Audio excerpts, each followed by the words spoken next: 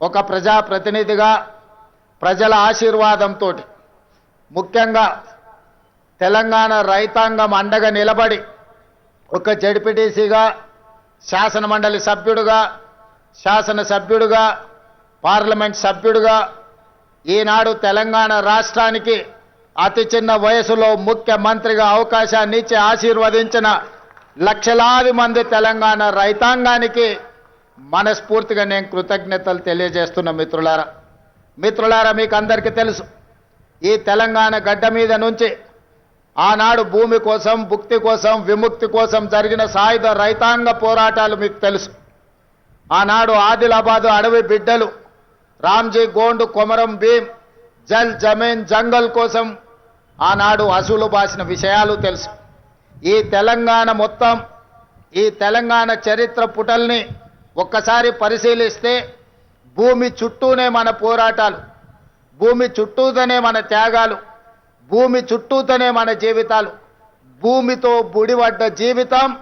మన తెలంగాణ రైతాంగ జీవితం ఇయాల మన సొంత కుటుంబ సభ్యులను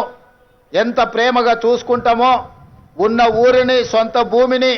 అంతే ఆప్యాయంతో ప్రేమతో చూసుకొని ఈరోజు వ్యవసాయం దండుగానే పరిస్థితుల నుంచి వ్యవసాయాన్ని పండుగ చెయ్యాలి అని చెప్పి శ్రీమతి సోనియా గాంధీ గారి నేతృత్వంలో ఏర్పడ్డ ఆనాటి వైఎస్ఆర్ ప్రభుత్వం 2004 నాడు డాక్టర్ వైఎస్ రాజశేఖర రెడ్డి నాయకత్వంలో ఏర్పడ్డ ప్రభుత్వం ఎల్బీ స్టేడియం సాక్షిగా రైతులకు ఉచిత కరెంటును ఇవ్వడమే కాదు 100 కోట్ల రూపాయల రైతులకు కరెంటు బిల్లులను మాఫీ చేసి ఆనాడు రైతాంగాన్ని ఆదుకున్న మొదటి సంతకం ఎల్బీ స్టేడియం సాక్షిగా డాక్టర్ వైఎస్ రాజశేఖర రెడ్డి గారు పెట్టిండ్రు ఆనాటి సోనియా గాంధీ గారి ఆదేశాలను తీసుకున్న రాహుల్ గాంధీ గారి అండగా ఏర్పాటు చేసిన ఈ ప్రజా ప్రభుత్వం మొట్టమొదటి ప్రాధాన్యత రైతాంగం మేం ప్రధానంగా ఈ ప్రజా ప్రభుత్వంలో మా మొదటి ప్రాధాన్యత రైతులు ఆ తర్వాత మా ఆడబిడ్డలు ఆ తర్వాత మా తెలంగాణ ఉద్యమకారులు విద్యార్థులు ఈరోజు తెలంగాణ రాష్ట్రంలో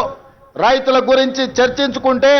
ఈరోజు రైతు భరోసా అన్నాడు చంద్రశేఖరరావు గారు ఎగబెట్టిపోతే ప్రభుత్వం ఏర్పడిన మొదటి 3 నెలల్లోనే 7,625 కోట్ల రూపాయలను వారు ఎగవేసిన రైతు భరోసా నిధులను మన ప్రభుత్వం మన ఆర్థిక మంత్రి బట్టి విక్రమార్క గారు మొట్టమొదటి విడతలో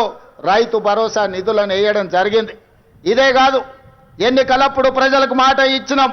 కాంగ్రెస్ పార్టీ అధికారంలోకి వచ్చిన వెంబడే అప్పుల్లో కూరుకుపోయిన ఈ రైతుల ఆత్మగౌరవం నిలబెట్టాలి అనంటే రైతులకు రుణమాఫీ చెయ్యాలి ఆ రైతులకు 2 లక్షల రూపాయల వరకు రుణమాఫీ చేస్తామని ఎన్నికల సందర్భంగా మాట ఇచ్చినాం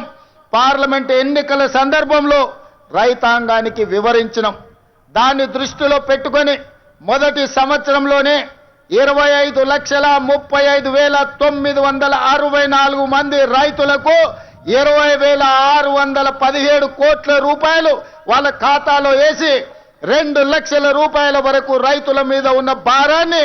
అప్పు విముక్తి కలిగించినాం